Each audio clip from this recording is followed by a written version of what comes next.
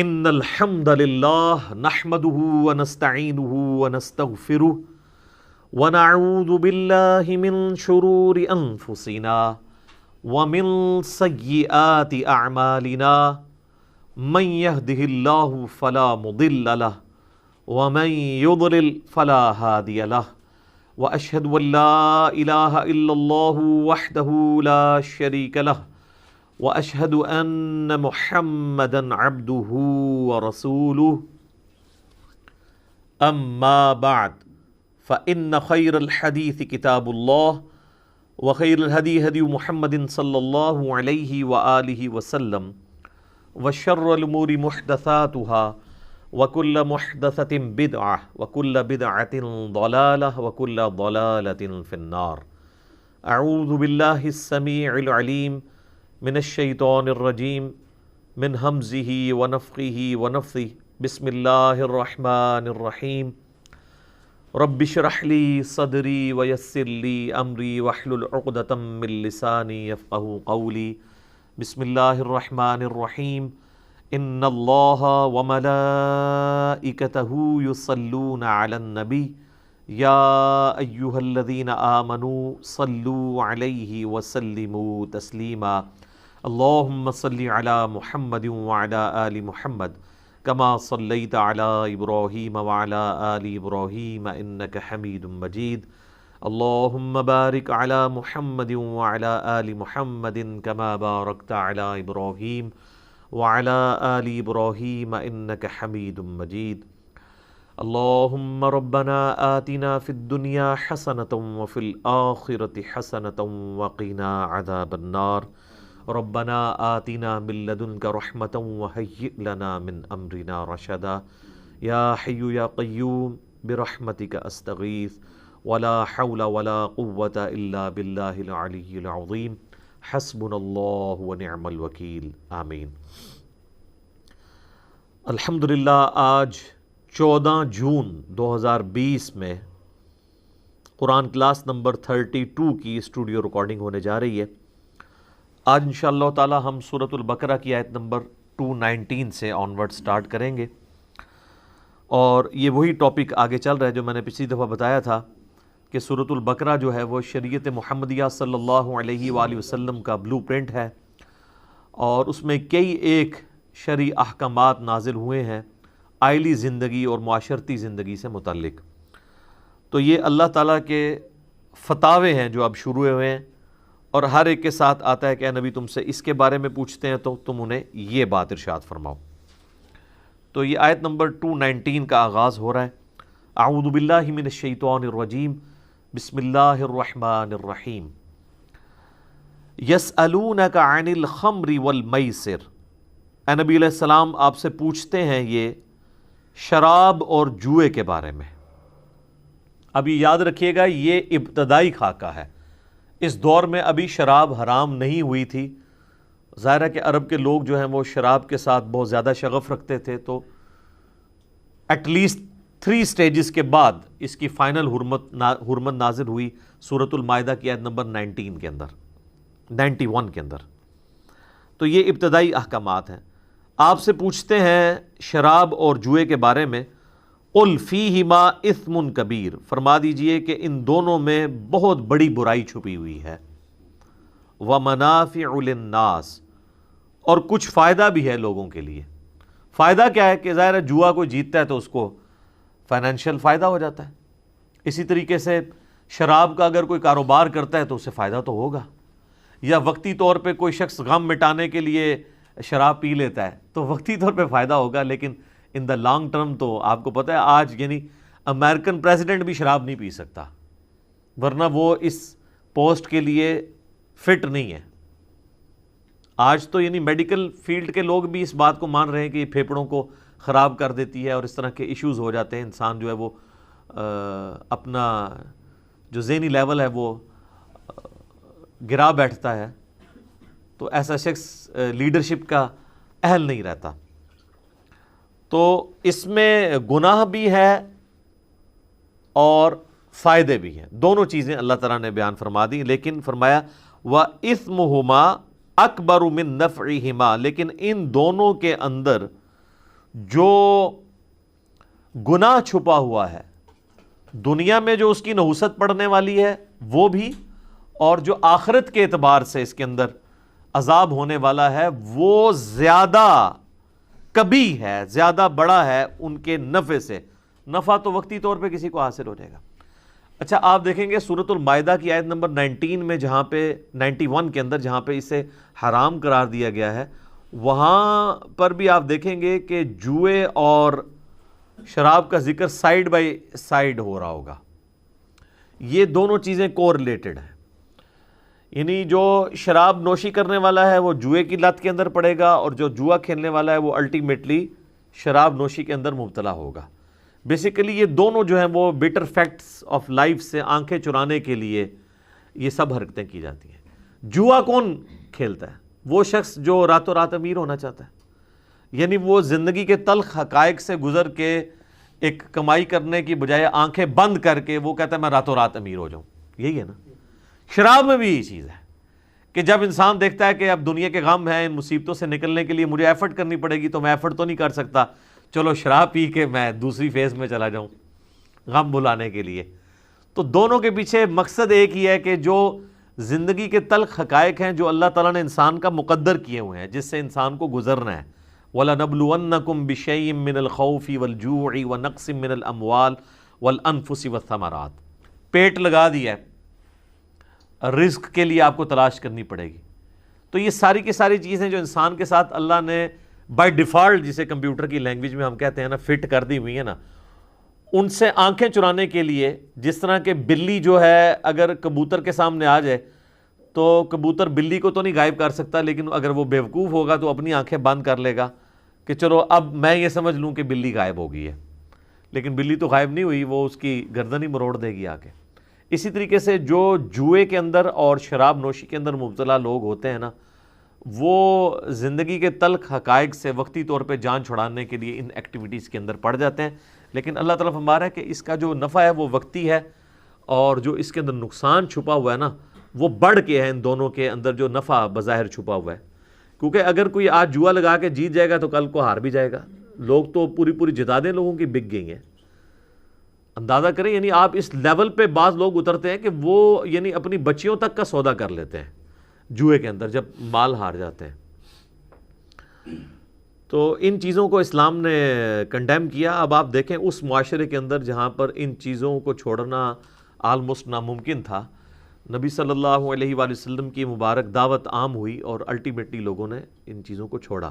سورۃ المائدہ کی آیت نمبر 91 کے اندر جا کے جب یہ حرام ہوا شراب والا معاملہ، تو بخاری مسلم میں آتا ہے کہ صحابہ کرام کے پاس مٹکے پڑے ہوئے تھے شرابوں کے، وہ انہوں نے یعنی گلیوں کے اندر بہا دیے۔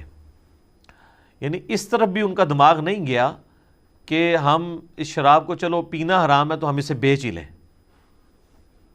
ٹھیک ہے، ان کو یہ بات سمجھ آ گئی کہ اس کا بیچنا بھی حرام ہی ہوگا۔ ویسے وہ الگ سے ترمذی میں ابن ماجہ میں حدیث ہے کہ 10 لوگوں پر اللہ اور اس کے رسول کی لعنت ہے، شراب بنانے والا، بیچنے والا، لے کر جانے والا، لادنے والا، اس کو ان لوڈ کرنے والا، پینے والا، پلانے والا، وہ سارے کے سارے۔ لیکن صحابہ کرام جو ہیں وہ اللہ اور اس کے رسول عز و جل و صلی اللہ علیہ وآلہ وسلم کے مزاج کو سمجھتے تھے۔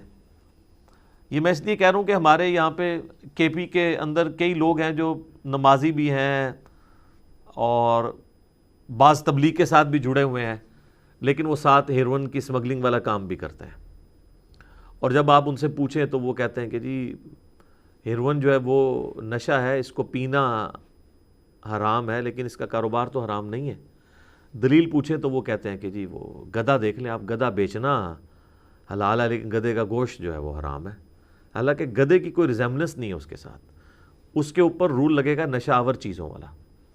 وہاں پہ علماء کافی کوشش کرتے ہیں، اور آپ دیکھیں افغانستان کے اندر تھوڑے وقت کے لیے جب 1996 کے اندر ملا عمر کی حکومت آئی تھی، ہمیں کئی معاملات میں ان سے اختلاف ہے، لیکن یہ ایک ان کی پازیٹیو چیز ہے کہ وہ افغانستان جس کے اوپر بلینز آف ڈالر امریکہ نے خرچ کیے تھے یہ ہیروئن کی جو پوسٹ کی جو کاشت ہوتی ہے اس کو ختم کرنے کے لیے، اور نہیں کر سکے، اور دنیا میں پہلے نمبر پہ ہیروئن سمگلنگ کرنے والا ملک جو ہے افغانستان تھا۔ ملا عمر کے ایک آرڈر کے اوپر یہ سارے معاملات ختم ہو گئے۔ زیرو پہ آ گیا۔ اور جیسے ہی طالبان کی حکومت ختم ہوئی، آج امریکہ بھی وہاں پہ بیٹھا ہے، افغان حکومت بھی موجود ہے، اور آپ دیکھ لیں پچھلے 15-20 سالوں سے پھر پہلے نمبر پہ افغانستان ہیروئن کی اسمگلنگ کرنے کے اوپر، اور اس میں سے کئی ایک معاملات پاکستان کے ذریعے بھی ہو رہے ہوتے ہیں، پاکستان میں بھی چوری چھپے یہ کام چل رہا ہوتا ہے۔ ظاہر ہے کہ یہ پاکستانی کروڑوں روپوں کی 1 کلو یہ بکتی ہے ہیروئن، کافی زیادہ اس کا ریٹ ہے، تو تھوڑی سی بھی کوئی لے کے جانے میں کامیاب ہو جائے تو وہ کروڑوں اربوں روپیہ کما سکتا ہے۔ تو وہاں پہ دیندار لوگ بھی اس معاملات میں جڑے ہوئے ہیں، اور وہ نماز بھی پڑھتے ہیں، اور ایئرپورٹ پہ پکڑے جائیں تو نماز بھی پڑھتے ہیں اور ساتھ اپنی گرفتاری بھی دے رہے ہوتے ہیں، اور وہ سمجھتے ہیں کہ شاید یہ ہمارا کاروبار ہے اور دین اپنی جگہ۔ تو دین صرف چند رسومات کا یا عبادات کا نام نہیں ہے، بلکہ ٹوٹل اوبیڈینس ہے اللہ تعالیٰ کی۔ جب تک مکمل طور پہ اللہ تعالیٰ کا کوئی تابع فرمان نہیں ہوتا نا، اس وقت تک اس کا دین قابل قبول نہیں ہے، کیونکہ ادخلوا فی السلم کافہ ہے، اسلام میں پورے کا پورا داخل ہونا ہے۔ وَيَسْأَلُونَكَ مَاذَا يُنْفِقُونَ، اور اے نبی صلی اللہ علیہ وآلہ وسلم یہ آپ سے پوچھتے ہیں کہ اللہ کی راہ میں کتنا خرچ کریں، کیا خرچ کریں؟ قُلِ الْعَفْوَ، تو اللہ تعالیٰ کی طرف سے جواب آ رہا ہے کہ ضرورت سے زیادہ جتنا ہے نا سب ہی دے دو۔ سر یہی وہ چیزیں تھیں جس کی وجہ سے حضرت ابو ذر غفاری کا جھگڑا رہتا تھا حضرت معاویہ رضی اللہ تعالیٰ عنہ کے ساتھ۔ وہ کہتے تھے کہ تم نبی کے صحبت یافتہ ہو، تم نے اسی طریقے سے محلات بنانے شروع کر دیے ہیں جس طریقے سے رومن امپائر کے تھے، ہمیں تو یہ تعلیمات ہے ہی نہیں تھی۔ جبکہ حضرت معاویہ کا یہ موقف تھا کہ اگر کوئی شخص زکوٰۃ دیتا ہے تو وہ مال جوڑ بھی سکتا ہے، اور شرعی فتویٰ بھی اسی کے اوپر ہے، کیونکہ یہ آیات جو ہیں وہ ایک اعتبار سے منسوخ ہیں جب زکوٰۃ کا حکم نازل ہو گیا۔ لیکن ابو ذر غفاری کا موقف یہ تھا کہ یہ جو ناسخ و منسوخ والا معاملہ تم لے کے چل رہے ہو یہ تو عوام الناس کے لیے ہے، اگر یہی بات ہوتی تو نبی علیہ السلام بھی مال جوڑتے، آپ نے خود کیوں نہیں جوڑا؟ اور صحیح بخاری میں حدیث آتی ہے، آپ نے فرمایا کہ ابو ذر غفاری سے ہی فرمایا تھا کہ سامنے پہاڑ دیکھ رہے ہو نا، تو حضرت ابو ذر غفاری وہ احد پہاڑ تھا، 4-5 کلومیٹر تقریباً وہاں سے دور تھا۔ تو حضرت ابو ذر غفاری کہتے ہیں کہ میں دل میں سوچ رہا تھا کہ حضور مجھے کسی کام پہ بھیجیں گے، تو میں ذہن میں پلاننگ کرنے لگ پڑا کہ میں اتنے بجے جاؤں گا تو اتنے بجے واپس آ جاؤں گا اتنی دیر میں۔ تو آپ نے فرمایا کہ اگر یہ احد پہاڑ سونے کا بنا دیا جائے جو تقریباً 4-4.5 کلومیٹر کے اوپر پھیلا ہوا ہے، تو نبی علیہ السلام فرماتے ہیں میں اپنے پاس سوائے چند دیناروں کے کچھ نہیں رکھوں گا، سب کا سب اللہ کی راہ میں فوراً خیرات کر دوں گا۔ تو حضرت ابو ذر غفاری نے یہ حدیثیں نبی علیہ السلام سے سنی ہوئی تھی، پھر وفات تک بخاری مسلم میں آتا ہے، عائشہ کہتی ہیں کہ ہمارے گھر ایک مہینے، بعض کا 2 مہینے، بعض کا 3 مہینے بھی چولہا نہیں جلتا تھا، 2 کالی چیزوں کھجور اور پانی کے اوپر گزارا ہوتا تھا۔ تو نبی علیہ السلام کی وہ زندگی کو رول ماڈل سمجھتے تھے، اور وہ یہ کہتے تھے کہ تم لوگوں کے لیے جو نبی علیہ السلام کے صحبت یافتہ ہو، تم لوگوں کے لیے یہ معاملہ نہیں ہے کہ تم لوگ زکوٰۃ دو گے اور باقی مال جوڑتے جاؤ گے، بلکہ تمہارے لیے یہ والی آیات ہیں کہ جو شروع میں اسلام کی ایک مزاج کے طور پر اس اعتبار سے نازل ہوئی ہیں کہ آپ نے غریبوں کا خیال کرنا ہے۔ تو ان آیات کو وہ کوٹ کرتے تھے کہ ضرورت سے زیادہ سب کچھ اللہ کی راہ میں خیرات کر دیجیے۔ تو یہ دونوں ماڈل اپنی جگہ درست ہیں۔ ایک وہ ماڈل ہے جو تقوی کے اوپر بیس ہے، جو نبی علیہ السلام کے صحبت یافتہ لوگوں کا، یا جو لوگ چاہتے ہیں کہ ہماری قیامت والے دن ہمسائیگی پیغمبروں کے ساتھ ہو، تو پھر انہوں نے پیغمبروں والی زندگی گزارنی ہے۔ باقی اس میں کئی باتیں ہیں، وہ ابو ذر غفاری والا میرا کلپ آپ دیکھ لیں، اشک بار آنکھوں سے دیکھنے والا وہ کلپ ہے، جتنی دفعہ بھی لگائیں تو اس میں نے ساری چیزیں ڈسکس کی ہیں۔ تو اے نبی آپ سے پوچھتے ہیں کہ ہم کتنا اللہ کی راہ میں خرچ کریں؟ فرمایا کہ ضرورت سے زائد جتنا بھی ہو کر دو۔ کذالک یبین اللہ لکم الآیات لعلکم تتفکرون، بالکل اس طریقے سے اللہ تعالیٰ اپنی آیات کھول کھول کر بیان کرتا ہے تاکہ تم اس کے احکامات پر غور و تفکر کر سکو۔ تو یہ غور و تفکر کر کے اس کو امپلیمنٹ کرنا ہے بڑا مشکل کام ہے۔ یہ یاد رکھیے گا، یہ 2.5% کا جو معاملہ ہے، یہ 40واں حصہ یہ کم از کم ہے، ورنہ تو جتنا انسان اللہ کی راہ میں خرچ کر سکتا ہے وہ کرے، اس کو کرنا چاہیے۔ یہ تو کم از کم وہ فرائض ہیں جو آپ نے ادا کرنے ہیں، اور مال اللہ کی راہ میں خرچ کرنے کے اوپر میں نے پچھلی دفعہ کافی ڈیٹیل ڈسکشن کی تھی کہ سب سے آسان ذریعہ ہے جنت کمانے کا. اس کے لیے آپ کو کوئی ایفرٹ پوٹ نہیں کرنی پڑتی. مال ہے نا ایک بندے کا. اگر آپ دیکھیں ہمارے کئی پولیٹیشنز ہیں, اگر آپ ان کے یعنی بینک بیلنسز اور ان کے ایسٹس دیکھیں تو اربوں میں ہیں. تو میں نے کئی دفعہ بتایا کہ اگر کوئی شخص روزانہ 1,00,000 روپیہ خرچ کرے تو آلموسٹ 25 سے 30 سال چاہیے 1 ارب کو ختم کرنے کے لیے. گھر جا کے آپ کیلکولیٹر پہ حساب کر لیں. 1,00,000 روپیہ روز کا, مہینے کا نہیں. 1,00,000 روپیہ روز کا خرچ کریں تو مہینے کا کتنا بنے گا؟ 365 لاکھ. سال کا 30 لاکھ مہینے کا, 365 لاکھ سال کا. تو ایٹ لیسٹ آپ کو 3 سال چاہیے اس اعتبار سے کہ آپ جو ہے وہ 1,000 لاکھ تک پہنچے. اور بلین جو ہے وہ تو بہت بڑی رقم ہے. وہاں تک پہنچنے کے لیے آپ کو پھر ایک ایوریج جو انسان کا دل ہے نا جی, روزانہ 1,00,000 دفعہ دھڑکتا ہے. اور وہ آلموسٹ ایوریج جو 60-70 سال کی زندگی میں نا 3 ارب دفعہ دھڑکتا ہے. تو جن کے پاس میرے بھائی 3 ارب روپیہ ہے تو وہ اپنے دل کی دھڑکن کے اگینسٹ بھی 1,00,000 روپیہ روز کا خرچ کریں تو کم ہے. تو لوگوں کے پاس تو یہاں پہ جناب 3 ارب ڈالر بھی ہیں. 3 ارب تو چھوٹی رقم ہے. تو تھوڑی سی ایک نیت کرنے کی ضرورت ہے. باقی تو کوئی ایکسٹرا آرڈنری ایفرٹ پٹ کرنے کی ضرورت نہیں. کئی لوگ ہیں جو کتنی کمپنیوں کے مالک ہیں, وہ صرف چیئرمین کے طور پہ اسے دیکھ رہے ہوتے ہیں. باقی انہوں نے کوئی فزیکلی کوئی ان پٹ نہیں دینی ہوتی ہے. مینیجرز رکھے ہوئے ہوتے ہیں, انہوں نے CEO رکھے ہوتے ہیں, چیف ایگزیکٹو آفیسر جسے کہتے ہیں. وہ سال بعد ایک میٹنگ کر لیتے ہیں, ان کو ٹارگٹ دیتے ہیں, دیٹس آل, فارغ ہے. تو وہ مال خرچ کر سکتے ہیں اللہ کی راہ میں. ان کو تہجد پڑھنے کی, روزانہ اتنے سپارے پڑھنے کی اور یہ باقی کام کرنے کی ضرورت نہیں. مال خرچ کر کے اللہ کی راہ میں جو ہے وہ. سیدنا عثمان غنی رضی اللہ تعالیٰ انہوں نے کوئی نوافل پڑھ کے تو جنت نہیں کمائی ہے, نہ کوئی جنگ کے اندر کوئی کارہائے نمایاں جو ہے وہ پیش کر کے, بلکہ انہوں نے تینوں موقع پہ جو جنت کمائی ہے, جو جامع ترمذی میں مسند احمد میں حدیث ہے, وہ مال خرچ کرنے کے اوپر ہی ہے. ایک دفعہ جو ہے وہ مسجد نبوی کی توسیع کے لیے زمین لے کے وقف کی. دوسری دفعہ مسلمانوں کے لیے میٹھے پانی کا کنواں کھدوایا جو وہاں پہ ایک ایشو تھا. اور تیسری دفعہ جو ہے غزوہ تبوک کے موقع کے اوپر جو ہے وہ 700 اونٹ جو ہے وہ سامان کے لدے ہوئے وہ دے دیے اللہ کی راہ میں. اور آپ کو کتنے وہ دینار سونے کے نبی علیہ السلام جو ہے وہ الٹ پلٹ کرتے تھے اور فرماتے تھے عثمان جنتی ہے, آج کے بعد جو چاہے مرضی کرے. تو مال ایک بہت آسان ذریعہ ہے اللہ تعالیٰ سے جنت لینے کا, بشرطے کہ انسان تھوڑا سا حوصلہ کر لے. دیکھیں جو مشقت عبادت کے اندر ہے نا, وہ مال کے اندر نہیں ہے. میں لوگوں کے لیے بات کروں جن کے اپنے کاروبار چلے ہوئے ہیں. اب آپ نے مجھے یہ نہیں کہنا کہ ایک بندہ پورا دن مزدوری کرتا ہے, وہ مال بچا رہا ہے, اتنی مشقت سے کما رہا ہے, اس کی تو بات بھی نہیں ہو رہی نا.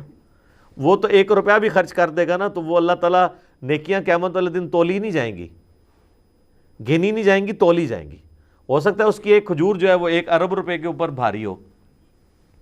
جو صحیح بخاری میں آتا ہے کہ وہ غزوہ تبوک کے موقع پر جب نبی علیہ السلام نے سارا سامان اکٹھا کروایا تو ایک انصاری صحابی تھا, اس نے یعنی پورا دن مزدوری کی ایک یہودی کے پاس, اور اس کو تھوڑے سے کھجوریں, اس بارٹر سسٹم تھا نا, کرنسی نہیں بلکہ کھجوریں اس کو ملی, اور وہ آ کے نبی علیہ السلام کی خدمت میں اس نے پیش کر دی کہ میری طرف سے یہ. تو وہاں پہ کچھ منافقین تھے جو اوپر سے تو کلمہ گو تھے, تو مذاق اڑانے لگے. انہوں نے کہا کہ یہ تھوڑی سی کھجوریں جو ہیں وہ رومن امپائر سے ٹکرانے جا رہے ہو, اس میں ان کھجوروں سے کیا ان پٹ ہوگی. تو نبی صلی اللہ علیہ وسلم نے وہ کھجوریں جو ہیں وہ سارے مال کے اوپر یوں بکھیر دی. آپ نے فرمایا یہ سارے مال کے اوپر بھاری ہیں, کیونکہ پیچھے اخلاص ہے. اللہ تعالیٰ نے تو ایسا معاملہ نہیں دیکھنا. صحیح بخاری مسلم میں حدیث ہے کہ ایک پھٹے پرانے کپڑوں والا شخص, مسلم شریف میں ڈیٹیل ملتی ہے, جس کے پاؤں میں جوتی بھی نہیں تھی, اور ایک جسے کہتے ہیں مفلس شخص تھا، صحابہ کے سامنے سے گزرا، تو اس سے پہلے ایک امیر صحابی گزرا، تو نبی علیہ السلام نے کہا کہ اس کے بارے میں تمہارا کیا خیال ہے؟ تو کہا کہ یہ تو اتنا معزز شخص ہے کہ کسی گھر پہ دروازے پہ دستک دے لوگ اسے رشتہ دے دیں اور لوگ اسے پورا رسپانس کریں۔ اس کے بعد ایک وہ غریب جب شخص گزرا تو آپ فرمایا اس کے بارے میں کیا خیال ہے؟ ان کا تو یہ کسی بھی دروازے پہ جائے دھتکار دیا جائے، اس کو کوئی اپنی بیٹی کا رشتہ دینے کے لیے تیار نہ ہو، اسے کوئی سیریس کرنے کے لیے اپنی مجلس میں بٹھانے کے لیے تیار نہ ہو۔ تو آپ فرمایا واللہ جو شخص پہلے گزرا تھا نا، یہ پوری دنیا اس سے بھر جائے، اللہ تعالیٰ کو یہ ایک بندہ ان سب سے بڑھ کر عزیز ہے۔ اللہ کے نزدیک تو کرائٹیریا کچھ اور ہے نا۔ صحیح مسلم میں حدیث ہے کہ جو میرے غریب صحابہ ہیں نا، وہ میرے امیر صحابہ سے 40 سال پہلے جنت میں چلے جائیں گے۔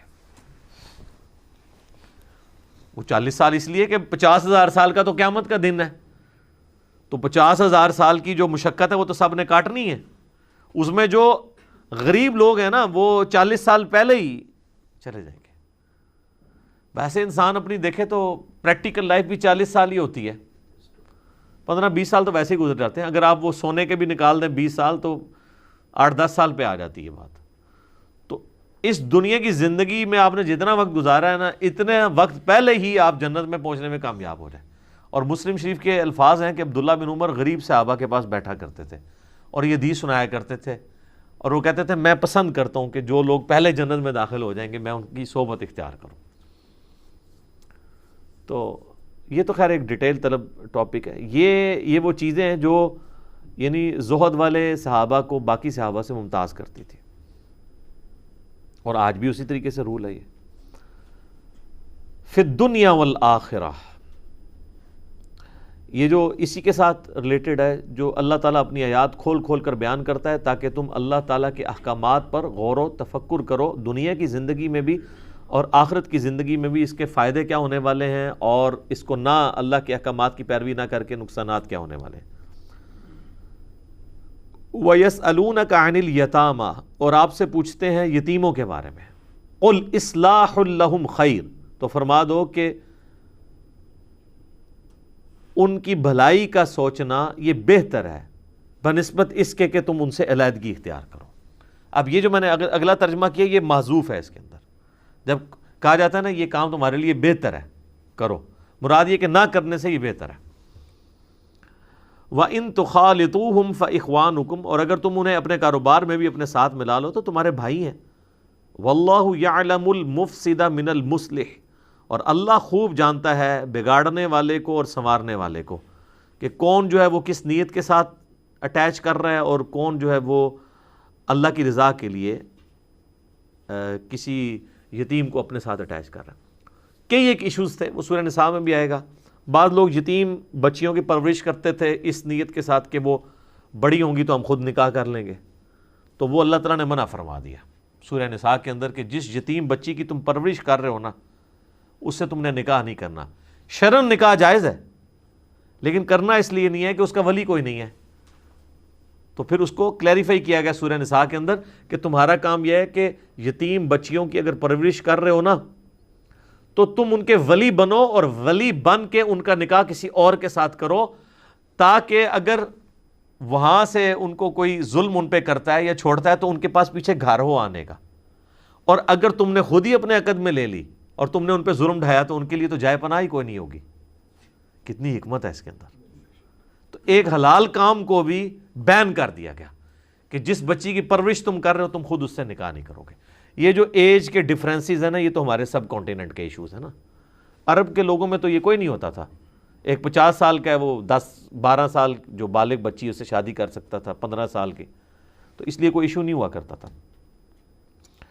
یعنی اس زمانے میں کئی لوگ ہیں کہ ان کی اپنی بچیاں جو ہیں وہ عمر میں بڑی ہوتی تھی، بیویاں اس سے چھوٹی ہوتی تھی۔ خود آپ دیکھ لیں نبی الاسلام کی بھی جو زوجہ ہیں سیدہ عائشہ، ان کی عمر سیدہ فاطمہ سے کم تھی، تو یہ وہاں پہ یعنی اس چیز کو کوئی معیوب نہیں سمجھا جاتا تھا۔ تو کہا گیا کہ اگر آپ پرورش کرو گے نا پھر آپ نے ولی بن کے اس کی شادی کہیں اور کرنی ہے۔ تو یعنی اللہ کو پتہ ہے کون فساد کی نیت سے کر رہا ہے، اور یہ ہے کہ ساتھ ان کو اپنے کاروبار میں بھی شریک کرو، اس اعتبار سے کہ تم واقعی اگر اپنے والا سٹیٹس انہیں دینا چاہتے ہو تو دو۔ پھر یہ بھی ہوتا تھا، سورہ نساء کے اندر آئے گا کہ تم یتیموں کی پرورش کرتے وقت نا، وہ چھوٹے ہیں تو ان کا جو جائیداد ہے نا اس کے تم کسٹوڈین بن جاؤ، اور اس کسٹوڈین بننے کے بعد ایمانداری سے اس جائیداد کا حصہ ان یتیموں پہ خرچ کرو. اور پھر اللہ تعالیٰ نے فرمایا کہ میں تمہیں اس میں بھی اجازت دیتا ہوں کہ اگر چاہو تو تم اس میں سے خود بھی کچھ استعمال کر سکتے ہو بقدر ضرورت.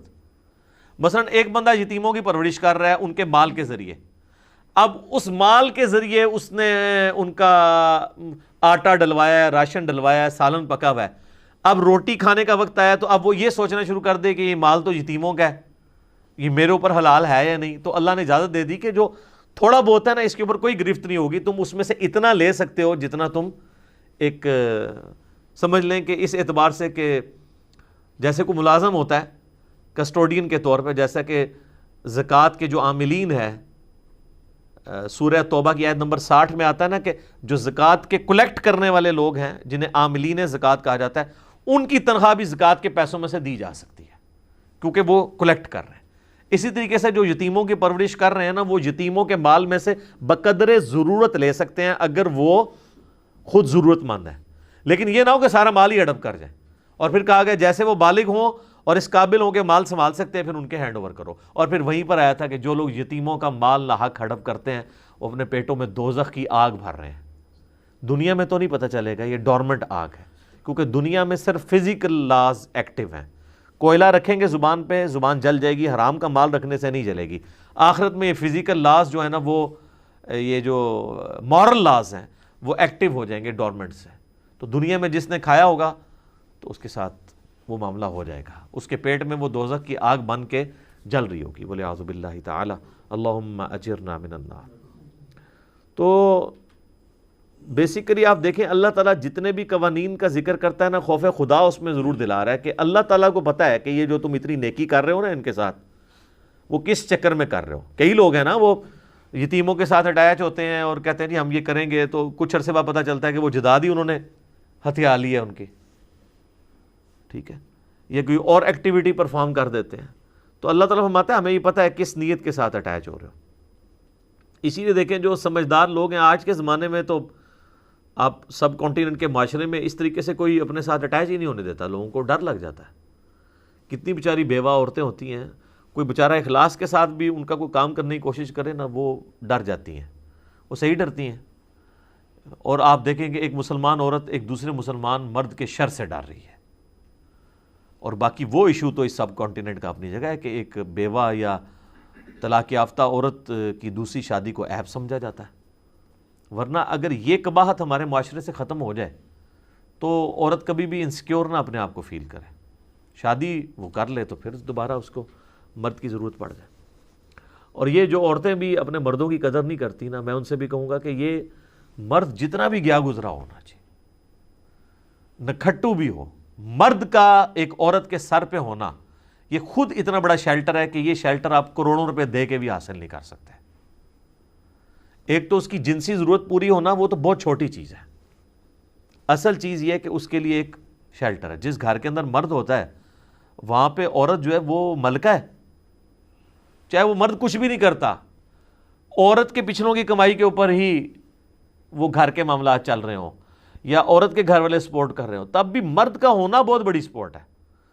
اکثر عورتیں ناشکری کر کے نا اس طرح کی بول دیتی ہیں کہ بھی تو کیا ادھر ویلا مسٹنڈا پھرتا ہے، تیری کیا ہے، لیکن پتہ نہیں ہے کہ مرد نہ رہے نا تو نہ آپ کے دولت کام آتی ہے نہ آپ کے رشتہ دار کام. یہ ساری کی ساری عیاشی، ایون اپنے پیسے پہ بھی یا اپنے میکے والوں کے پیسوں کے اوپر بھی عیاشی کا جو معاملہ ہے یہ ڈیپینڈنٹ ہوتا ہے کہ آپ کے سر کے اوپر مرد ہو.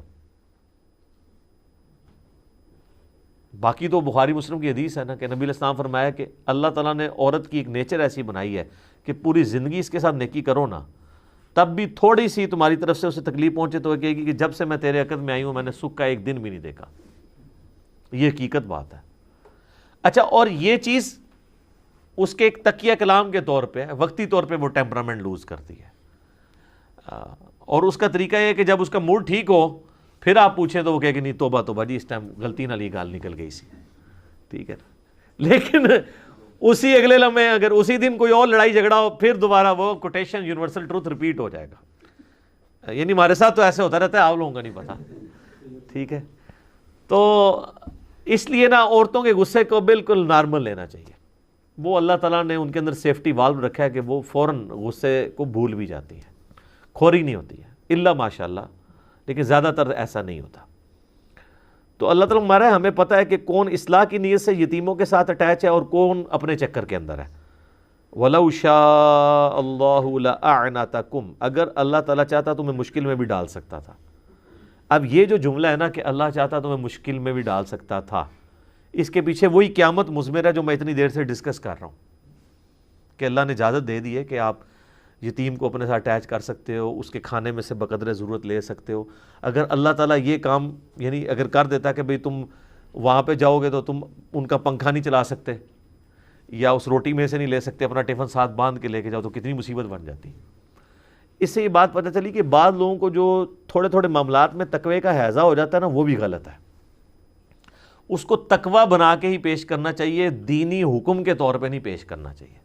جیسا ہم اپنے خلفائے راشدین کے بارے میں کبھی کوٹ کر دیتے ہیں کہ جی وہ انہوں نے دیا جلایا ہوتا تھا جب کوئی حکومتی کام وہ کر رہے ہوتے تھے اور اچانک ان کا بیٹا آ گیا تو اس کو بجھا دیتے تھے. یہ جسٹ تقوی ہے، یہ ان کی ایکٹیویٹیز حلال و حرام کے کیٹیگری میں فال نہیں کرتی تھی. اور ویسے اللہ کے فضل سے جتنے لوگ یہ بیان کر رہے ہوتے ہیں نا، وہ تو ڈائریکٹ حرام کھا رہے ہوتے ہیں. مثالیں آپ کو یہ بیان کر رہے ہوتے ہیں اور خود وہ ڈائریکٹ حرام کھا رہے ہوتے ہیں. یہ کام کرنے کا تو انہوں نے سوچا بھی نہیں ہوتا، لیکن آپ کو اس چکر میں انہوں نے ڈالا ہوا ہوتا ہے. کیونکہ اکثر یہ آپ کو دیندار لوگ بتا رہے ہوتے ہیں نا، تو آپ دیکھیں وہ دیندار لوگ وہ ہوتے ہیں کہ جو مسجد میں اگر اے سی چلا ہو تو وہ ملازم کو ڈانٹ دیتے ہیں اور سخت گرمیوں میں بھی نہیں چلانے دیتے. اور آپ اگر سیڑھیاں چڑھ کے ان سے اجازت لے کے ان کے گھر میں چلے جائیں تو وہاں پہ 24 گھنٹے اے سی چل رہا ہوتا ہے. اور اس کا بل کون دے رہا ہوتا ہے؟ مسجد کی انتظامیہ. یہاں وہ آپ کو سنا رہے ہوں گے اور ماشاءاللہ آپ کی آنکھوں میں آنسو بھی آ جائیں گے کہ یار یہ مولانا صاحب کتنے زبردست ہیں. آپ کو پنکھے بند کرتے ہوئے نظر آئیں گے.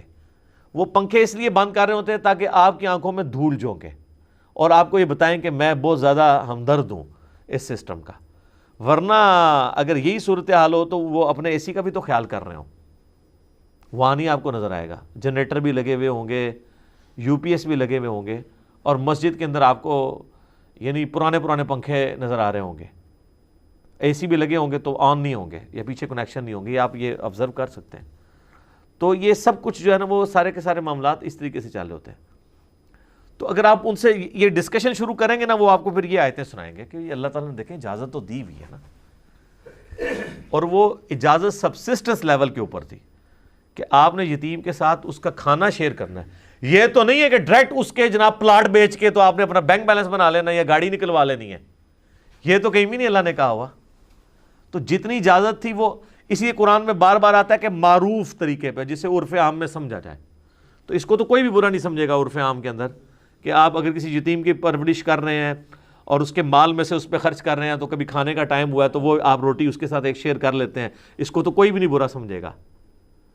وہ کہیں گے نہیں یار اتنا کچھ کر بھی تو رہا ہے نا. لیکن اگر آپ وہ جناب اس کا کوئی پلاٹ بیچ کے آپ جو ہے وہ گاڑی نکلوا لیتے ہیں تو سارے کہیں گے یار اس چکر ہی سی. ٹھیک ہے. تو اللہ تعالیٰ نے کہا میں نے ریلیکس تمہیں کیا ہے. اللہ تعالیٰ چاہتا تو اس لیول پہ مشکل میں بھی ڈال سکتا تھا کہ ان نیٹی گریٹیز کو بھی پکڑنا شروع کر دیتا، لیکن نہیں. ان اللہ عزیز حکیم، بے شک اللہ تعالیٰ غالب ہے اور حکمت والا ہے. یہ اللہ تعالیٰ کی جو دو خصوصیات ہیں نا قرآن میں کئی دفعہ ریپیٹ ہوئی ہیں، عزیز حکیم. یہ دونوں کٹھی آتی ہیں کیونکہ یہ بیلنس کرتی ہیں. عزیز وہ ہوتا ہے کہ جس کے قبضہ قدرت میں ہر چیز ہے، وہ چھایا ہوا ہے، جو چاہے جس کے ساتھ چاہے جس وقت چاہے بغیر کسی قید کے کر دے، اسے کوئی پوچھ نہیں سکتا. حکیم وہ ہے جو کام حکمت کے ساتھ کرتا ہے. اسی لیے عزیز کا جو ترجمہ عزیز کا اپروپریٹ کیا گیا نا، وہ کیا گیا غالب ہے، چھایا ہوا ہے، جو چاہے کر سکتا ہے. حکیم ہے کہ حکمت کے ساتھ ہے. حکمت کیا ہے؟ ریلیکس کر دیتا ہے. اس کی یہ والی کوالٹی عزیز والے معاملے کو بیلنس کرتی ہے کہ کسی کے اندر اگر کوئی غلطی دیکھتا ہے نا اسے ڈھیل دے دیتا ہے. غالب اتنا ہے کہ اسی ٹائم پکڑ لے. حکمت یہ ہے جو قرآن میں آتا ہے نا کہ ہم دنیا کی زندگی میں چھوٹے چھوٹے عذابات تمہیں بھیجیں گے سورہ الف لام میم السجدہ کے اندر، جسے سورہ سجدہ بھی کہا جاتا ہے، تاکہ تم ہماری طرف پلٹ آؤ. یہ رسی ڈھیلی جو کی جاتی ہے، یہ اللہ کی حکمت کی وجہ سے ہوتی ہے۔ اگر اللہ تعالیٰ کی صرف عزیز والی صفت ہو نا، غالب ہونے والی، تو نقدی انسان کو جو ہے نا بدلہ دنیا میں ملنا شروع ہو جائے۔ یہ اس کی حکمت ہے، ڈھیل دیتا ہے کہ اچھا یہ ادھر کر رہا ہے، ڈنڈی مار رہا ہے، تھوڑا ٹائم دیتا ہوں شاید میری طرف پلٹ آئے، اور لوگ پلٹ بھی آتے ہیں۔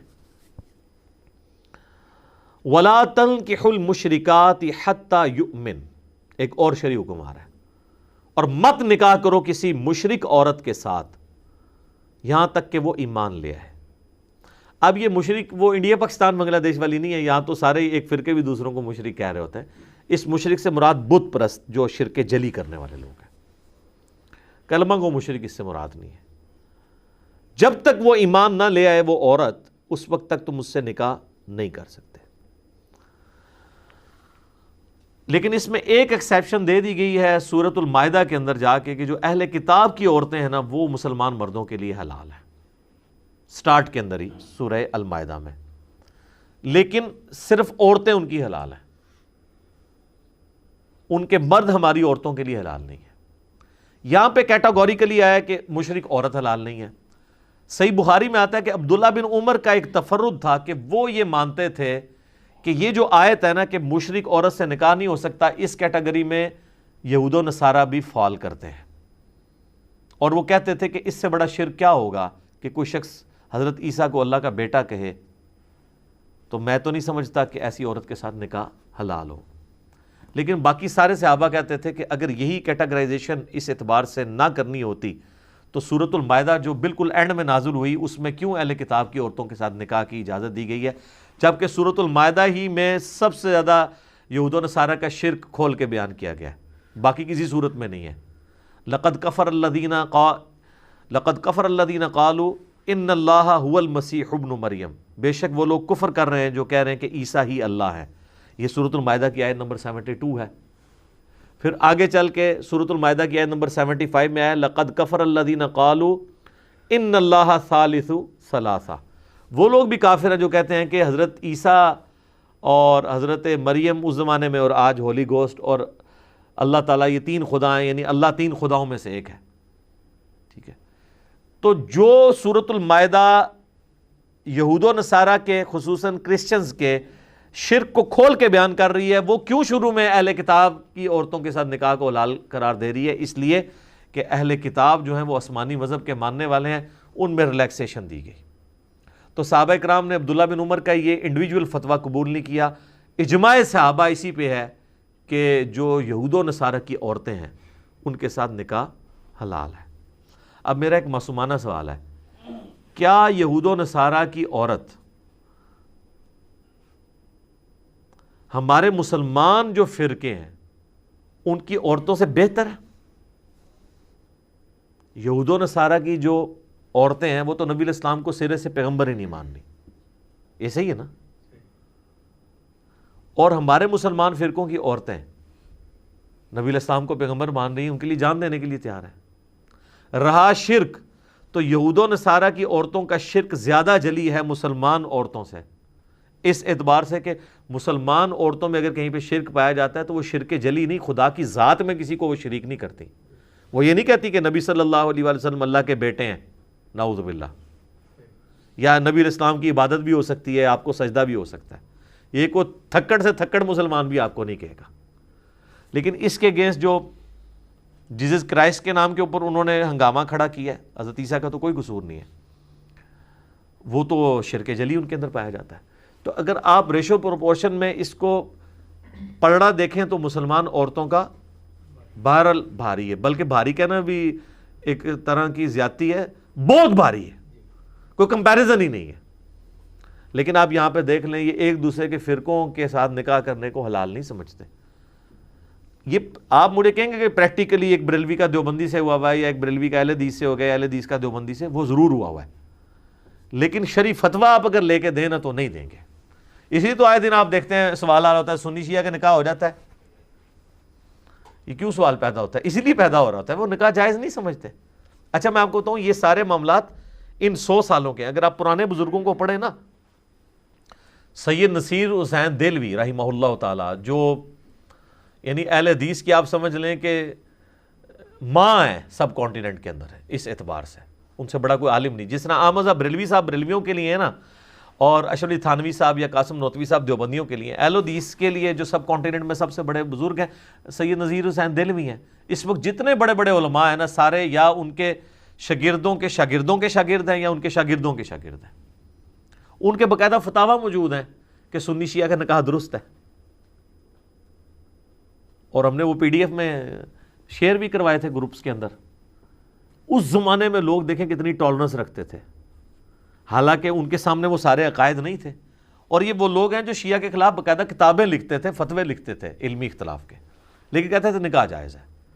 اور وہ اس لیے کہہ رہے ہوتے تھے کہ وہ کہتے تھے قرآن تو آسمانی مذاہب کا احترام کرتا ہے، تو ہم اپنے جو ایک ریلیجن کے ماننے والے مختلف اسکول آف تھاٹ میں احترام نہیں ایک دوسرے کا کر سکتے.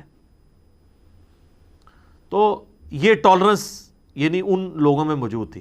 تو یہاں پہ کہا گیا کہ مشرک عورت سے آپ کا نکاح نہیں ہو سکتا. اس مشرک سے مراد بت پرست، کافر، نبی علیہ السلام کو نہ ماننے والی، آسمانی کسی مذہب کو نہ ماننے والی، یعنی آج کی ڈیٹ میں آپ کہہ سکتے ہیں بدھسٹ، ہندو، ایتھیسٹ، یہ سب کے سب وہ لوگ. یہود و نصارہ اس کیٹیگری میں فال نہیں کریں گے. وَلَا أَمَةٌ مُؤْمِنَةٌ خَيْرٌ مِّن مُشْرِكَةٍ، اور ایک ایمان والی لونڈی جو ہے نا وہ مشرک آزاد عورت سے بہتر ہے. وَلَوْ أَعْجَبَتْكُمْ، اگرچہ اس کا حسن تمہیں بھائے. یعنی یہ اس زمانے میں جب لونڈیوں کا سسٹم تھا، ظاہر لونڈی کے ساتھ نکاح تو آسان ہوتا تھا نا، اس کو آزاد کر دیں یا خرید لیں، خرید کے آزاد کر دیں تو نکاح کر لیں آپ. آزاد عورت کے تو نخرے ہی بہت تھے. آج بھی آپ ذرا عرب میں چلے جائیں، ایک مرد پس جاتا ہے ایک شادی کے لیے. لوگ تو سمجھتے ہیں عربی یاش ہیں، عربی یاش ہیں. وہ سارے یہ چند ایک لوگ ہیں جو عرب پتی لوگ ہیں، ادروائز عربیوں کی تو بیچاروں کی شادی کوئی نہیں ہوتی ہے. یہ بھی آج آپ نئی بات لے جائیں، ذرا عربیوں سے ڈائریکٹ پوچھیں تو صحیح وہاں شادی کتنا عذاب ہے ان کے لیے. پوری زندگی وہ جوڑتے رہتے ہیں. جس طرح ہمارے یہاں کے پی میں جو مرد ہیں پٹھانوں کے، وہ بیچارے بڑی مشکل سے مال جوڑ کے تو ان کی شادی ہوتی ہے، عورت والوں کو پیسہ دینا پڑتا ہے. یہاں پہ بھی مرد کو اتنے پاپڑ بیلنے پڑتے ہیں تب جا کے جو ہے نا وہ کسی عورت کے ساتھ ان کا نکاح ہوتا ہے. عربی تو بیچارے بڑے مشکل میں ہیں. یہ تو چند ایک لوگ ہیں جو امیر ہیں جو آپ کو نظر آتے ہیں، اور ان کو بھی بہت کچھ کرنا پڑتا ہے. خیر، لیکن عام بیچارے تو جس طرح یہاں پہ آسانی سے شادی ہو جاتی ہے، عربیوں کی تو نہیں ہوتی ہے. اہم ہی عربی بیچارے بدرام ہوئے تھے، عربی بیاہ بڑا کرتے ہیں. نبی بیاہ انہوں نے ایک بھی نہیں ہوتا. اللہ دے بندے ہو تو کہنے کہتا ہے بڑی مشکل ہوتی ہے ان کے لیے. تو وہ پھر کیا لونڈیاں جو ہیں وہ، تو کہا گیا کہ آزاد عورت جو ہے نا وہ مشرک عورت ہے اور آزاد ہے اور اس کا حسن بھی ہے، اس سے بہتر ہے ایک مسلمان لونڈی تمہیں مل جائے، وہ بہتر ہے کہ اس سے نکاح کر لو. وَلَا تُنْكِحُوا الْمُشْرِكِينَ حَتَّى يُؤْمِنُوا، اور اپنی عورتوں کا بھی، اپنی بچیوں کا بھی نکاح نہ کرو کسی مشرک مرد کے ساتھ یہاں تک کہ وہ ایمان لے آئے. جب تک ایمان نہیں کوئی لے کے آتا نا، اس وقت تک آپ اس کے ساتھ نکاح نہیں کر سکتے. وَلَا عَبْدٌ مُؤْمِنٌ خَيْرٌ مِّن مُشْرِك، اور ایک مومن جو غلام ہے نا وہ بہتر ہے ایک مشرک آزاد مرد سے. اب اس چیز کی آپ انٹینسٹی آج فیل نہیں کر سکتے، اس لیے کہ یہاں سے لونڈی سسٹم اور غلام سسٹم ختم ہو چکے ہیں. لیکن عرب میں تو یہ جناب زندگی موت کا مسئلہ تھا. آج بھی آپ ہمارے کچھ گاؤں ایریا میں چلے جائیں تو آپ اس چیز کو فیل کر سکتے ہیں. وہ کہہ دیتے ہیں جی یہ موچی ہیں جی، یہ فلاں ہیں جی، ہم چودھری ہیں جی، ہم جٹ ہیں، ہم گجر ہیں. تو وہ اس چیز کو عیب سمجھتے ہیں. اور بعض اوقات آپ اکثر خبروں میں سنتے ہیں کہ وہ مطلب قتل و غارت پہ بھی اتر آتے ہیں. اگر کوئی ایک چھوٹے خاندان کی عورت کی شادی بڑے کسی خاندان کے مرد والے کے ساتھ ہو جائے، یعنی میں لو میرج کے پوائنٹ آف ویو سے بات کر رہا ہوں، تو وہ مار دیتے ہیں. اور بعض کا دونوں کو ہی مار دیتے ہیں. وہ کہتے ہیں جی ہمیں اپنی عزت زیادہ پیاری ہے. تو یہ ہلکی سی جھلک ہے عرب کے لوگوں کی اس ماڈرن دور کے اندر بھی. تو وہ جو عرب کے اس زمانے کے لوگ تھے وہ تو اس کو بڑا عیب سمجھتے تھے. اولئک یدعون الی النار، یہ جو مشرک ہیں یہ تو تمہیں آگ کی طرف بلا رہے ہیں. واللہ یدعو الی الجنہ، جبکہ اللہ تمہیں بلا رہا ہے جنت کی طرف. یعنی بہت بڑا ڈیفرنس ہے. اللہ کے ماننے والے اور طاغوت کے ماننے والے، شیطان کے ماننے والے، بتوں کی پرستش کرنے والے کبھی بھی اکٹھے نہیں ہو سکتے. والمغفرہ بإذنہ، اللہ تعالیٰ تمہیں بلاتا ہے جنت کی طرف اور مغفرت کی طرف اپنی توفیق سے. کیا بات ہے جی, اللہ نے اس چیز کو اپنی توفیق کے ساتھ کر دیا کہ یہ ہر ایک بندے کے لیے ہوگا بھی نہیں جب تک اللہ کی توفیق نہ ہو. تو یہ بات یاد رکھیے گا. مسئلہ تقدیر کے حوالے سے بھی مولانا مودودی نے تو خیر بہت زبردست گفتگو کی ہوئی ہے تفہیم القرآن میں. میں نے بھی مسئلہ تقدیر کے اوپر جو لیکچرز ریکارڈ کروائے تھے نا, اس کا لب لباب یہی تھا کہ اللہ تعالیٰ تقدیر کے بارے میں جو اتنا ایمفیسائز قرآن میں کرتا ہے نا, وہ اس لیے کہ کوئی شخص پوری ایفرٹ پٹ کرنے کے بعد بھی اپنے آپ کو اللہ سے آزاد نہ سمجھے.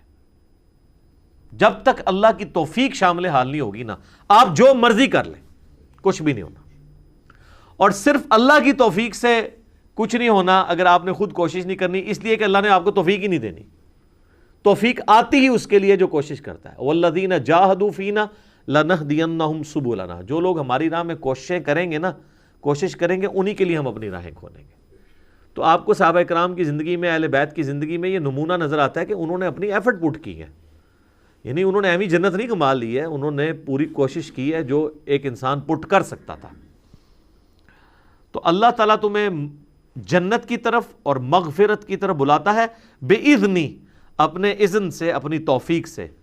وَيُبَيِّنُ آيَاتِهِ لِلنَّاسِ لَعَلَّهُمْ يَتَذَكَّرُونَ, اور وہ اپنی آیات کھول کھول کر بیان کرتا ہے تاکہ لوگ اس سے نصیحت حاصل کر سکیں. یہ کھول کھول کے بعد اس لیے یہ لفظ بولا جاتا ہے, جب دیکھیں اب یہ بار بار یہ لفظ ریپیٹ ہو رہا ہے کہ کوئی شخص یہ نہ کہ یہ کس قسم کی یعنی جو ہے وہ نعوذ باللہ کوئی سیکسی قسم کی گفتگو ہو رہی ہے. حالانکہ آپ دیکھیں بڑی لمٹس کے اندر ہے, ایک لمٹ کو کراس نہیں کیا جا رہا, اور پھر بنیادی آئلی زندگی کو ڈسکس کیا جا رہا ہے. تو اتنی باریکی میں جانے کی کیا ضرورت ہے؟ تو اللہ تعالیٰ ہمارے ہم اس لیے کر رہے ہیں کہ تمہیں کھول کھول کے آیات بیان کریں کہ کسی کو کوئی وہم باقی نہ رہ جائے. تو یہ ایک اچھے استاد کی علامت ہوتی ہے کہ وہ جو ہے وہ 5 منٹ کا کلپ نہیں بناتا بلکہ 50 منٹ کی پوری گفتگو سمجھاتا ہے. کیونکہ 5 منٹ کے کلپ میں تو 50 سوال اور پیدا ہو جائیں گے, اور 50 منٹ کی گفتگو میں اگر کہیں سے کوئی وسوسہ سر اٹھائے گا تو اس کا جواب اس کو مل جائے گا اس میں. تو اچھا فلم لوگ پوری دیکھتے ہیں, اگر کسی فلم کا کوئی کلپ شیئر کروا دینا, کہتے ہیں پورا لنک بھیجو. کلپ کسی کو بھیجیے نا 40 منٹ کا, وہ کہتے ہیں نہیں کوئی 3 منٹ کا کلپ بھیجو. بھائی 3 منٹ سے یہ دسیا جا سکتا ہے کہ بھائی فجر دے 2 فرض نے, تے زہر دے جناب 4 نے, تے مغرب دے 3 نے, تے عشاء دے 4 نے, یہی دسیا جا سکتا ہے. 3 منٹ نماز کا طریقہ تو نہیں دسیا جا سکتا, کیونکہ نماز کا طریقہ بتائیں گے تو وہ اس ٹائم کتنے طریقے مارکیٹ میں ہیں, تو آپ کو بتانا پڑے گا یہ غلط کیوں ہے, یہ ٹھیک کیوں ہے, اس پہ ان کے کیا دلائل ہیں, اس پہ ہمارے کیا دلائل ہیں, اس پہ جب آپ یہ پیش کریں گے تو آگے سے وہ یہ کہانی کرائیں گے, جب وہ یہ کہانی کرائیں تو آپ نے یہ کرنا ہے. تو اس کے لیے بھی رفع دین کا لیکچر جناب 2 گھنٹہ اور 11 منٹ کا ہی ہوگا نا, وہ 11 سیکنڈ کی ویڈیو تو نہیں ہو سکتی. وَيَسْأَلُونَكَ عَنِ الْمَحِيضِ, اور اے نبی علیہ السلام آپ سے پوچھتے ہیں عورتوں کے حیض کے بارے میں. قُلْ هُوَ أَذًى, فرما دیجئے ہے تو وہ تکلیف کی چیز ہے. ظاہر ہے عورت کے لیے ایک تکلیف تو ہے, ایک اسے ہر مہینے میں آلموسٹ 7 دن کے لیے اس تکلیف سے گزرنا پڑتا ہے. اگرچہ اس میں اللہ نے ریلیکس بھی کر دیا ہے کہ جو صحیح بخاری مسلم میں آتا ہے کہ نبی صلی اللہ علیہ وآلہ وسلم, اما عائشہ کہتی ہیں میں حیض کی حالت میں چھوٹی ہوئی نمازوں کی قضاء کا حکم نہیں دیتے تھے, صرف روزوں کی قضاء کا حکم دیتے تھے. تو نمازیں تو معاف کر دی گئی ہیں, لیکن روزے چھوٹیں گے تو وہ ادا کرنے ہیں. لیکن باقی اس جو تکلیف سے گزرنا ہے, ظاہر ہے اپنی صفائی ستھرائی کا اہتمام کرنا ہے, یہ ایک تکلیف کی چیز تو ہے. تو فَاعْتَزِلُوا النِّسَاءَ فِي الْمَحِيضِ, پس عورتوں سے الگ رہو حیض کی حالت میں. اب یہ الگ رہنے کی جو تشریح ہے نا وہ قرآن کے اندر نہیں ہے, وہ بخاری اور مسلم کے اندر ہے. ہلکا سا ذکر آ گیا اس میں ساتھ, وَلَا تَقْرَبُوهُنَّ حَتَّى يَطْهُرْنَ, اور ان سے قربت نہ کرو یہاں تک کہ وہ پاک نہ ہو جائیں. لیکن اس قربت سے مراد انٹر کورس ہے, باقی قربت الاؤ کی گئی ہے جو بخاری مسلم میں حدیث ہے. میں وہ حدیث اس کے ساتھ ہی آگے بیان کر دیتا ہوں, یہ اگلا بھی اس کا حصہ پڑھ لیتے ہیں. فَإِذَا تَطَهَّرْنَ فَأْتُوهُنَّ مِنْ حَيْثُ أَمَرَكُمُ اللَّهُ, جب وہ پاک ہو جائیں تو پھر تم ان کے ساتھ صحبت کر سکتے ہو وہاں سے جہاں سے اللہ نے تمہیں حکم دیا ہے. تو پاکی کے بعد میاں بیوی تعلق قائم کر سکتے ہیں، ازدواجی تعلق، اس سے پہلے نہیں کر سکتے۔ اور یہ جو لفظ ہے نا کہ عورتوں کے قریب نہیں جانا، تو اس قریب نہ جانے کی تشریح اس آیت میں یہی ہے کہ اس سے مراد انٹر کورس نہیں کرنا۔ ویسے قریب جا سکتے ہیں، لیکن قرآن میں دونوں طرف مطلب جا سکتا ہے کہ ویسے قریب جانا بھی منع ہے اور انٹر کورس بدرجہ اولا منع ہے، بدرجہ اولا منع ہے۔ تو بخاری مسلم جب آپ کھولیں گے تو امہات المومنین کہتی ہیں کہ ہم میں سے جب کوئی حیض کی حالت میں ہوتا تو نبی الاسلام ہمیں حکم دیتے کہ ہم اپنے آزار باندھ مضبوطی سے باندھ لیں اور باقی جسم کے ساتھ نبی الاسلام مباشرت فرمایا کرتے تھے۔ وہ جو منکرین حدیث وہ حدیث اٹھاتے ہیں جی بخاری میں لکھا ہوا ہے، بخاری قرآن کے خلاف ہے، کہ حضرت عائشہ کہتی ہیں کہ نبی الاسلام حیض کی حالت میں بھی ہم سے مباشرت کرتے تھے۔ تو سر یہ حدیث کا تو ایک طریقہ ہے نا، جو دوسری حدیث ہے بخاری مسلم میں جس میں سیدہ عائشہ نے ام سلمہ نے اس کی ڈیٹیل بتائی ہے کہ مباشرت سے مراد صحبت تھی، انٹر کورس نہیں تھا، اور وہ ہمیں حکم دیتے تھے کہ ہم لنگوٹ باندھ لیں مضبوطی کے ساتھ، باقی جسم کے ساتھ مباشرت کرتے تھے۔ تو اس میں یعنی ایک مرد کو اجازت دے دی گئی کہ وہ تعلق قائم کر سکتا ہے انٹر کورس کے بغیر، یہ ایک آسانی دے دی گئی۔ ظاہر وہ 7 دن کا پیریڈ ہے، پلس یہ بھی ایک فہم دے دیا گیا جو صحیح مسلم میں آتا ہے کہ یہودیوں کے ہاں یہ چیز یعنی اسٹیبلش تھی کہ عورت جب ناپاک ہو جائے گی نا تو آپ نے اس کو بسترے سے بھی ہلاک کر دینا۔ جس طرح ہمارے یہاں پہ بھی پنجاب کے کلچر میں بعض بیوقوف لوگ ہیں، وہ کہتے ہیں عورت آٹا نہیں گوندھ سکتی، عورت جو ہے وہ بچے کو دودھ نہیں پلا سکتی، وہ ہنڈیاں نہیں پکا سکتی، اور پتہ نہیں کیا کچھ کرتے ہیں، پتہ نہیں کیا نجس ہو جاتی ہے وہ۔ ایسا نہیں ہے، اسلام نے اس کو کنڈیم کیا۔ حتیٰ کہ بخاری مسلم میں حدیث ہے، ام عائشہ کہتی ہیں کہ نبی الاسلام اعتکاف کی حالت میں مسجد میں ہوتے تھے تو آپ جب مجھے یعنی اپنا بستر یا کوئی اس طرح کپڑے دیتے تھے تو میں حیض کی حالت میں دھو کے آپ کو واپس کر دیا کرتی تھی۔ صحیح مسلم میں آتا ہے کہ نبی الاسلام اعتکاف میں تھے تو آپ علیہ السلام نے مسجد نبوی کی کھڑکی سے مجھے کہا کہ میرا وہ بستر پکڑا دو، تو ام عائشہ نے کہا میں تو حیض سے ہوں۔ آپ فرمایا حیض تیرے ہاتھوں میں گھس گیا؟ یہ تو کوئی پلیدی نہیں ہے، تو حکمی نجاست ہے، حقیقی نجاست تو نہیں ہے۔ حتیٰ کہ بخاری مسلم میں آتا ہے امہات المومنین کہتی ہیں کہ نبی علیہ السلام ہم حیض کی حالت میں ہوتے تھے اور نبی علیہ السلام اپنا سر مبارک ہماری گود میں رکھ کے قرآن پڑھا کرتے تھے۔ تو یعنی قرآن نہیں گود میں رکھا ہوتا تھا، سر رکھا ہوتا تھا، قرآن یعنی زبانی پڑھ رہے ہوتے تھے۔ یہ بتانے کے لیے کہ عورت فزیکلی ناپاک نہیں ہے، یہ حکمن ناپاک ہے۔ باقی وہ خون تو ناپاک ہے جو نکلتا ہے، وہ والا خون ناپاک ہے، یہ یاد رکھیے گا۔ عام خون کا حکم علیحدہ ہے، اس میں غالب یہی ہے کہ عام خون جو ہے وہ پاک ہے، میرے اس پر کلپس ہیں، لیکن جو وہ حیض والا خون ہے نا وہ بخاری مسلم میں ہے کہ وہ تو آپ نے دھونا ہے، وہ ناپاک ہے۔ تو نبی الاسلام یہ حتیٰ کہ صحیح بخاری مسلم میں آتا ہے، ام عائشہ کہتی ہیں کہ میں کھانا کھاتی تھی نا، اگر میں نے بوٹی آدھی کھا کے چھوڑی ہے نا حیض کی حالت میں تو حضور کو پکڑائی ہے تو آپ اسی جگہ سے منہ لگاتے تھے جہاں سے میں نے کھائی ہوتی تھی۔ یہ میسج دینے کے لیے کوئی ناپاک نہیں ہو تم۔ یہاں لوگ اتنے جاہل ہیں کہ جنبی ہوتے ہیں تو وہ کہتے ہیں تولیے کو ہاتھ لگایا اب تولیے ہی ناپاک ہو گیا۔ تولیے تب ناپاک ہوگا جب آپ کے جسم کی نجاست تولیے کو ٹچ کرے گی، آپ ناپاک نہیں ہیں۔ وہ حکمی ہے کہ آپ کو انٹلیکچولی آپ ناپاک ہیں، فزیکلی ناپاک نہیں ہیں، ٹینجیبل آپ ناپاک نہیں ہیں، نان ٹینجیبل ہے۔ جو بخاری مسلم میں آتا ہے کہ سیدنا ابو ہریرہ کہتے ہیں میں گھر سے باہر نکلا تو نبی علیہ السلام کے ساتھ چلنا شروع ہوا تو تھوڑی دیر بعد مجھے یاد آیا میرے پہ تو غسل فرض ہے، جنبی تھا میں چپ کر کے کھسکا چلا گیا، غسل کر کے واپس آیا تو نبی علیہ السلام فرمایا یہ تم کدھر چلے گئے تھے اچانک بتائے بغیر؟ تو کہا یا رسول اللہ میں ناپاک تھا۔ تو آپ فرمایا مومن تو کبھی ناپاک نہیں ہوتا، مومن تو پاک ہی رہتا ہے۔ تو یعنی یہ حکمن نجاست ہے۔ حکمن تو اس لیول کی ہے کہ آپ غسل بھی کر لیں، مجھے بتائیں کیا آپ بغیر وضو کے نماز پڑھ سکتے ہیں؟ تو نماز کے اعتبار سے بے وضو بندہ بھی ناپاک ہے، لیکن ویسے آپ مسجد میں بیٹھیں تو اس لیے کہا جاتا ہے یہ حکمی نجاستیں ہیں۔ نجاست کی 2 قسمیں، ایک حکمی ایک حقیقی۔ حقیقی ہے پیشاب ہے، منی ہے، مزی ہے، حیض کا خون ہے، یہ حقیقی نجاستیں فزیکلی لگیں گی ناپاکی ہو جائے گی۔ ایک حکمی ہے کہ آپ کچھ بھی نہیں بظاہر، لیکن شریعت کے حکم کے اعتبار سے آپ جنبی ہیں تو نماز نہیں پڑھ سکتے آپ جب تک غسل نہ اتار لیں۔ اور نبی علیہ السلام ڈیلے بھی کر لیتے تھے غسل جنابت۔ جامع ترمذی میں آتا ہے کہ نبی علیہ السلام غسل جنابت کبھی رات کے اول پہر میں کرتے تھے اور کبھی آخری پہر میں کرتے تھے۔ دین میں اللہ نے یہ آسانی رکھی ہوئی ہے۔ تو یہ حیض والا معاملہ بھی اس مت کو توڑا گیا کہ اللہ کے بندو یہ عورتوں کے ساتھ معاملہ ایسا نہیں ہے کہ وہ کوئی ان کو آپ نے بسترے سے الگ کر کے تو دوسری جگہ جا کے سونا ہے. مراد یہ کہ صرف وہ نماز کے اعتبار سے، شرعی احکام کے اعتبار سے ہے معاملہ ان کے ساتھ، باقی وہ ناپاک نہیں ہے. نبی علیہ السلام نے فزیکلی، حتیٰ کہ صحیح مسلم میں ایک حدیث ہے، ام عائشہ کہتی ہیں کہ میں حیض کی حالت میں کٹورے سے پانی جب پیتی تھی نا تو حضور کو دیتی تھی، تو جس جگہ میں نے منہ لگایا ہوتا تھا آپ ایگزیکٹ اس جگہ منہ لگا کے پیا کرتے تھے. یہ میسیج دینے کے لیے کہ عورت ناپاک نہیں ہوتی. یہ ہیں جناب عورتوں کے حقوق، جنہوں نے عورتوں کو کماڈیٹی بنا کے پیش کیا. اور آج ہمارے یہاں پہ لوگ سمجھتے ہیں کہ یورپ میں عورت کو عزت دی جا رہی ہے. سر 67% عورتیں ہیں مسلمان ہونے والی، 33% مرد ہیں جو یہ نان مسلم مسلمان ہو رہے ہیں نا. ہر 100 میں سے 67 عورت مسلمان ہوتی ہے، 33 مرد مسلمان ہوتا ہے، کیونکہ وہ سیکیورٹی فیل کرتے ہیں. اور سب سے زیادہ ان کے لیے سیکیورٹی یہ ہے کہ مسلمانوں کے مرد اپنی عورتوں کے ساتھ مخلص ہوتے ہیں، اور یہ پردے کی وجہ سے ہم سیکیورٹی فیل کرتے ہیں.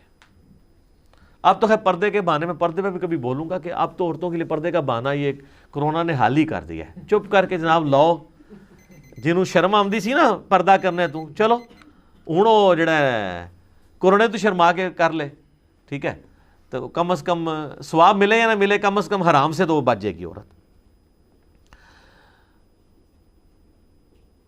ان اللہ یحب التوابین ویحب المتطہرین، بے شک اللہ تعالیٰ توبہ کرنے والوں کو بھی پسند کرتا ہے اور صاف ستھرے رہنے والوں کو بھی پسند کرتا ہے. تو اس آیت پہ خیر ڈیٹیل گفتگو ہو سکتی ہے کہ صاف ستھرے رہنے والے، اس کانٹیکسٹ میں احادیث بھی موجود ہیں کہ انصار مدینہ کے اندر ایک خوبی پائی جاتی تھی کہ وہ یعنی مٹی کے ساتھ استنجا کرنے کے بعد پھر پانی سے بھی استنجا کیا کرتے تھے. تو اس کانٹیکسٹ میں یہ آیت نازل ہوئی کہ یہ زیادہ پاکیزگی کا خیال رکھنے والے، ویسے تو مٹی بھی پاک کر دیتی ہے، لیکن اس چیز کو پسند کیا گیا کہ کوئی شخص مٹی کی استعمال کرنے کے بعد یا ٹیشو استعمال کرنے کے بعد پانی سے بھی طہارت حاصل کرے، کیونکہ پانی سے طہارت پرفیکٹ حاصل ہوتی ہے ایز کمپیئر ٹو مٹی کے اور باقی چیزوں کے. اور اگر کوئی صرف پانی استعمال کرتا ہے تو اس کے لیے مٹی استعمال کرنا ضروری نہیں ہے، نہ ٹیشو استعمال کرنا ضروری ہے، پانی خود بخود ساری صفائی کر دیتا ہے. تو باقی انشاءاللہ تعالیٰ آیات ہم اگلی دفعہ ڈسکس کریں گے. اللہ تعالیٰ سے دعا ہے جو حق بات میں نے کہی اللہ تعالیٰ ہمارے دلوں میں راسخ فرمائے. اگر جذبات میں میرے منہ سے کوئی غلط بات نکل گئی تو اللہ تعالیٰ ہمارے دلوں سے ہی معاف کر دے. ہمیں کتاب و سنت کی تعلیمات پر عمل کر کے دوسرے بھائیوں تک پہنچانے کی توفیق عطا فرمائے. سبحانک اللہم و بحمدک، اشہد ان لا الہ الا انت، استغفرک و اتوب الیک، وما علینا الا البلاغ المبین. جزاکم اللہ خیرا.